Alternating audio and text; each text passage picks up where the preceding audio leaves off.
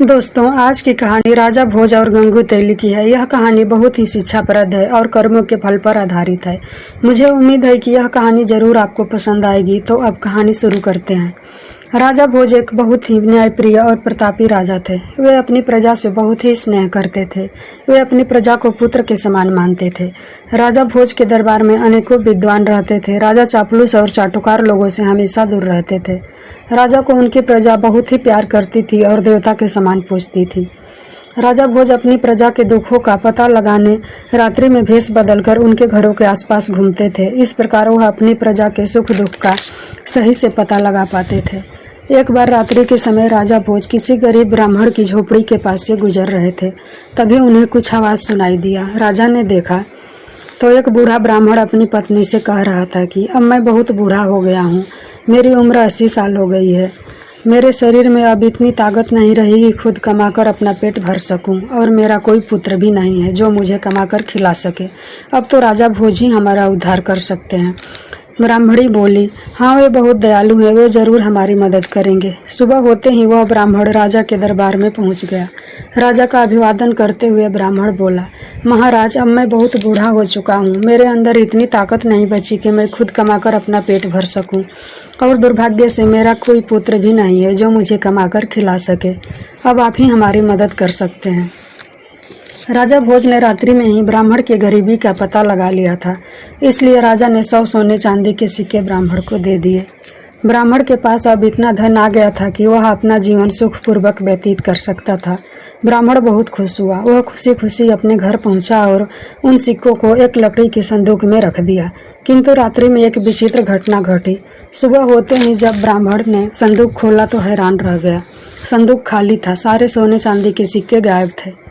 वह ब्राह्मण बहुत चिंतित हुआ कि रात्रि में घर के दरवाजे बंद थे, कोई घर के अंदर आया ही नहीं, तो सिक्के कहाँ चले गए। वह ब्राह्मण बहुत व्याकुल हुआ और दूसरी बार राजा भोज के दरबार में जा पहुंचा। रात्रि का सारा हाल सुनाया। राजा भोज ने उसे दूसरी बार भी 100 सोने चांदी के सिक्के दिए।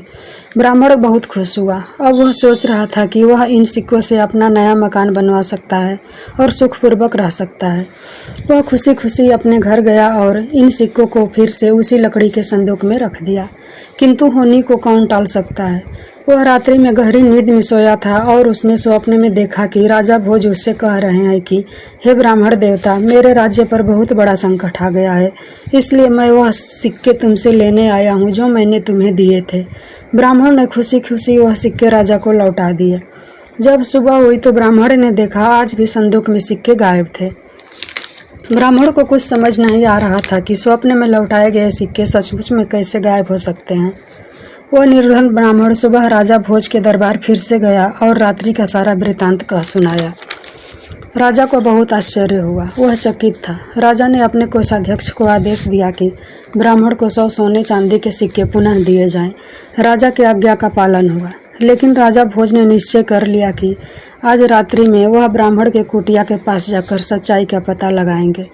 राजा जब ब्राह्मण की कुटिया के पास पहुंचा तब रात्रि के तीसरे पहर की घटना देखकर हैरान हो गया। राजा ने देखा कि राजा के वेशभूषा में ही एक व्यक्ति ब्राह्मण के कुटिया में जाकर वह सिक्के वापस मांग रहा है। राजा ने देखा तो उसे रहा न गया। राजा अपने उस हमशक्ल आदमी के पास पहुंचकर बोले, महाशय, आप कौन हैं जो इस गरीब ब्राह्मण से रुपये मांग रहे हैं? आप राजा नहीं हैं, राजा तो मैं हूँ। राजा के उस हमशक्ल ने राजा से कहा, राजन, आपको नहीं पता कि यह गरीब ब्राह्मण अपने किए गए कर्मों का ही फल भुगत रहा है। यह ब्राह्मण इस धन का उपभोग नहीं कर पाएगा।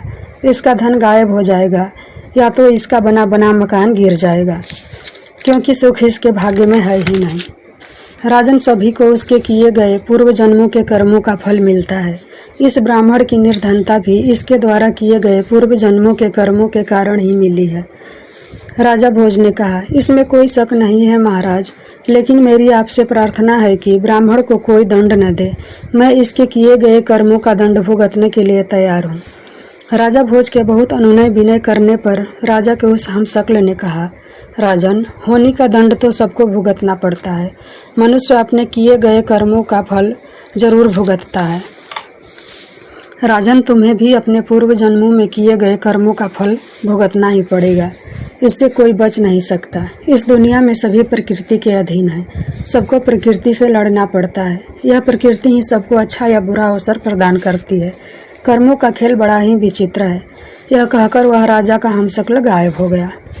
एक दिन राजा अपने सबसे सुंदर, ताकतवर और तेज घोड़े पर सवार होकर जंगल में शिकार खेलने निकल गया।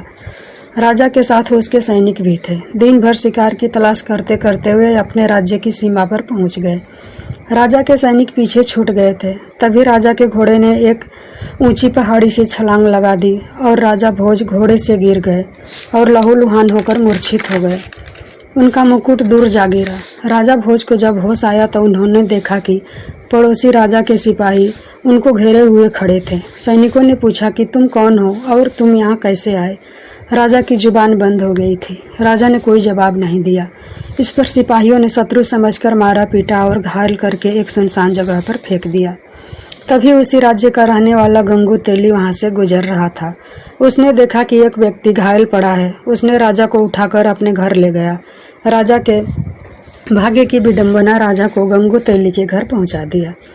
गंगू तेली ने मलहम पट्टी की, राजा की सेवा की और राजा स्वस्थ हो गए।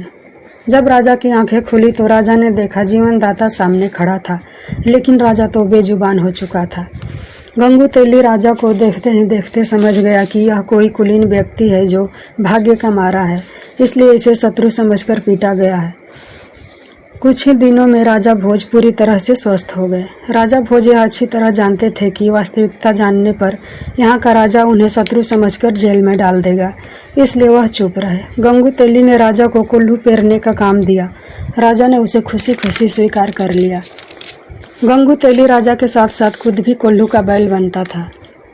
किंतु हीरा तो कोयलों के बीच भी चमकता है और चिंगारी घोर अंधेरे में भी चमकती हुई दिखाई देती है। गंगू तेली ने राजा की विशाल बाहें, चौड़ी छाती, चमकता हुआ मस्तक से देखकर अनुमान लगाया कि यह उसका दास जो है कोई सामान्य व्यक्ति नहीं है। राजा भोज को अपने जीवनदाता का कर्ज चुकाना था, इसलिए पूरी तरह स्वस्थ हो जाने पर भी अपना भेद नहीं खोले। राजा एक दिन अपने स्वभाव बस कोई एक गीत गुनगुना रहे थे तो वे वहाँ तेल के लिए आए हुए लोगों ने राजा का गीत सुना। राजा की मधुर आवाज़ सबके मन को भा गई। फिर जब भी राजा कोई गीत गाते तो गंगू तेली के साथ सभी लोग राजा के गीत का आनंद लेते। उस देश के राजा को भी संगीत में बहुत रुचि थी। वह संगीत का बहुत बड़ा प्रेमी था। उसकी राजकुमारी भी संगीत की शिक्षा ले रही थी। उस राज्य के राजा के दरबार में गायकी और नृत्य का आयोजन हुआ करता था और अच्छा गाने वाले को उचित पुरस्कार से पुरस्कृत किया जाता था। एक दिन उस राज्य के राजा के दरबार में संगीत का विशाल आयोजन हुआ। सबसे अच्छे संगीतज्ञ को चुना जाना था। किसी तरह से गंगू तेली ने अपने दास राजा भोज को तैयार किया और नियत समय पर राजा भोज अपने स्वामी गंगू तेली के साथ राजा के दरबार में पहुंचे। साधारण वस्त्रों में भी राजा भोज के शरीर से ओज चमक रहा था। दरबार में चारों तरफ हर्षोल्लास छाया था। बड़े बड़े गायकों ने अपना अपना गाना सुनाया, परंतु राजा की बेटी वसुंधरा अभी भी श्रेष्ठ गायक की तलाश कर रही थी। आखिर में कोने में बैठे हुए गंगू तेली ने राजा भोज की तरफ संगीत के लिए इशारा किया। राजा भोज ने खड़े होते ही चारों तरफ हाथ जोड़कर अभिवादन करते हुए मंच की तरफ चल दिए। राजा भोज ने गंगू तेली के नौकर के रूप में अपना परिचय दिया और बीड़ा उठाकर गाना शुरू किया। गाना सुनकर सभी लोग मंत्रमुग्ध हो गए। चारों तरफ से वाह वाह की आवाज़ें आने लगी। राजकुमारी वसुंधरा चिल्लाते हुए कहने लगी, महान गायक, श्रेष्ठ गायक। पहली बार भरी सभा में राजकुमारी का इस प्रकार चिल्लाना राजा और दरबारियों को बड़ा अजीब लगा। राजकुमारी पर जैसे संगीत का जादू छा गया था। वह खड़ी होकर फिर से चिल्लाने लगी, यही है मेरा गायक, यही है श्रेष्ठ संगीतज्ञ, यही है संगीतज्ञ। राजा को विश्वास ही नहीं हो रहा था कि राजकुमारी एक सामान्य साधारण इंसान को अपना मान लेगी। उस सभा में अपना मान लेना और विजयी व्यक्ति का मतलब था राजकुमारी का जीवन साथी। राजा ने राजकुमारी को समझाते हुए कहा, पुत्री, बिना वंश जाने इस प्रकार तुम्हारा कहना उचित नहीं है, क्योंकि तुम कोई साधारण कन्या नहीं हो, तुम एक राजकुमारी हो। राजकुमारी ने कहा, पिताजी, यह कोई साधारण व्यक्ति नहीं है, यह कुलीन वंश का गुणी राजकुमार है। आप चाहें तो परीक्षा करके देख लें। राजकुमारी वसुंधरा ने पूरे विश्वास के साथ उत्तर दिया, क्योंकि राजकुमारी का मन कहता था कि यह कोई साधारण व्यक्ति नहीं है। राजा सिद्धराज ने दरबार में ज्ञानियों की कोई कमी नहीं थी। वहाँ 4 विद्वान धर्मदेव, कर्मदेव, तपदेव और पुण्यदेव बैठे थे। राजा सिद्धराज ने दरबारियों को संबोधित करते हुए कहा कि विद्वानों, हम युवक की पहचान इनके गुणों से ही करेंगे। हमारे 4 विद्वान ही उस श्रेष्ठ गायक का चुनाव करेंगे जिसे राजकुमारी वसुंधरा पसंद करेगी। हम स्वयं इन 4 विद्वानों से उस युवक के बारे में प्रश्न करेंगे। सबसे पहले राजा ने विद्वान धर्मदेव से प्रश्न किया कि धर्मदेव, इस आर्यावर्त में सबसे धार्मिक युवक राजकुमार कौन है? धर्मदेव ने कहा, महाराज, आप स्वयं बुद्धि के भंडार हैं, परंतु जहाँ तक मुझे देश प्रदेश का ज्ञान है, धरा नगरी के राजकुमार राजा भोज बहुत बड़े धार्मिक हैं। वे बड़े बड़े धार्मिक कार्य किए हैं। सारी प्रजा उन्हें देवता की तरह पूजती है।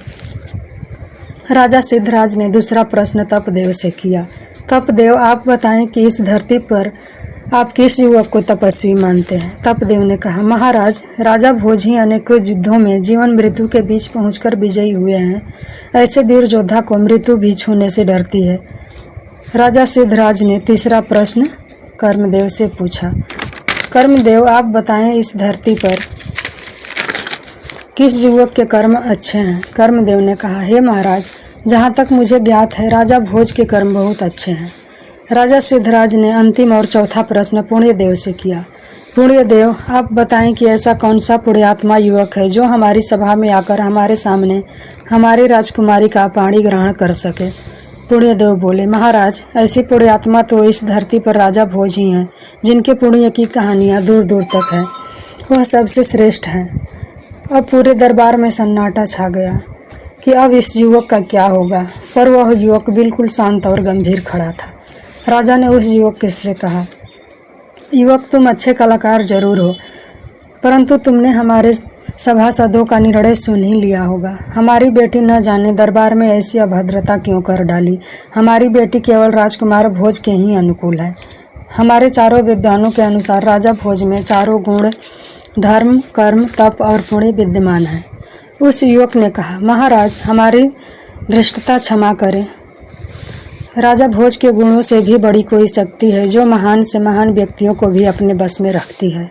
राजा सिद्धराज चिल्लाते हुए बोले, तुम हमारे विद्वानों का निरादर कर रहे हो। युवक, तुमको नहीं पता हमारे विद्वानों का अपमान करने का दंड क्या है? युवक बोला, महाराज, दंड तो गलत कार्यों के लिए मिलता है, सत्य बोलने पर नहीं। सत्य बोलने पर तो इनाम मिलता है। युवक की बात सुनकर भरी सभा में ठहाके गूंज उठे। राजा सिद्धराज ने कहा, कैसा इनाम? युवक ने कहा, महाराज, धर्म, कर्म, तप और पुण्य से भी बड़ी शक्ति है होनी या भाग्य। राजा भोज इन सभी गुणों के होने के बावजूद भी दर बदर की ठोकरें खा रहा है। होनी बड़ी प्रबल है, होनी को कोई नहीं टाल सकता। राजा सिद्धराज कहा, युवक, क्या तुम ही राजा भोज हो? युवक ने कहा, हाँ महाराज, मैं ही राजा भोज हूँ। ये सब होनी का खेल है। भोज ने ब्राह्मण और शिकार की सारी बात कह सुनाई। कहा, महाराज, आपके सैनिकों ने तो मुझे मारकर फेंक दिया था, पर भला हो मेरे जीवनदाता गंगू तेली का, जिसने मेरे प्राण बचाए। पर मैंने इन्हें भी अपना परिचय न देकर इनकी दास्ता को स्वीकार कर लिया। सारी सभा में हर्ष का माहौल छा गया। पूरी सभा में राजा भोज का जय जयकार होने लगा। वसुंधरा ने राजा भोज के गले में जयमाला डाली और पूरे विधि विधान के साथ विवाह संपन्न हुआ। दोस्तों, इस समय होनी राजा भोज पर प्रसन्न थी। सभी के जुबान पर बस एक ही बात थी कि कहाँ राजा भोज और कहाँ गंगू तेली। दोस्तों, अगर यह कहानी आपके दिल को छू गई हो तो इसे लाइक करें, शेयर करें और हमारे चैनल को सब्सक्राइब करें। हम फिर मिलेंगे एक और नई शिक्षाप्रद कहानी के साथ। तब तक के लिए धन्यवाद।